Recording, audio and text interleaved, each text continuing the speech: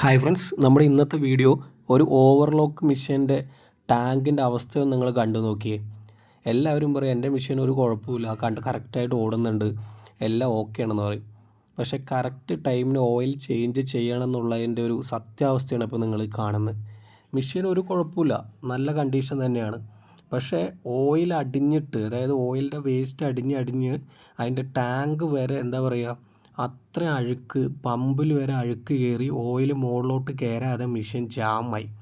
അതിനെ complete remove ചെയ്ത് അതിൻ്റെ പമ്പും ഓയിൽ ടാങ്കും എല്ലാം റിപ്പീറ്റ് അഴിച്ച് ക്ലീൻ ചെയ്തതിന് ശേഷമാണ് അതിൽ പമ്പിങ് വർക്കായത്.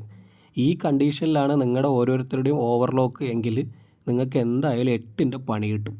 കറക്റ്റ് ഒരു 6-7 മാസം കൂടുമ്പോഴെങ്കിലും ഓയിൽ പൂർണ്ണമായി എടുത്ത് കളഞ്ഞിട്ട് ക്ലീൻ ചെയ്ത് പുതിയ ഓയിൽ ഒഴിച്ചാൽ മാത്രമേ ഓവർലോക്കിന് ആയുസ് ഉണ്ടാവുള്ളൂ. ഇപ്പോൾ ജാക്ക് ഉണ്ട്, ആ ഓയിലിൻ്റെ കളറ് നോക്കിയേ, ഈ ഒരു അവസ്ഥയ്ക്ക് കൊണ്ടുവരരുത്.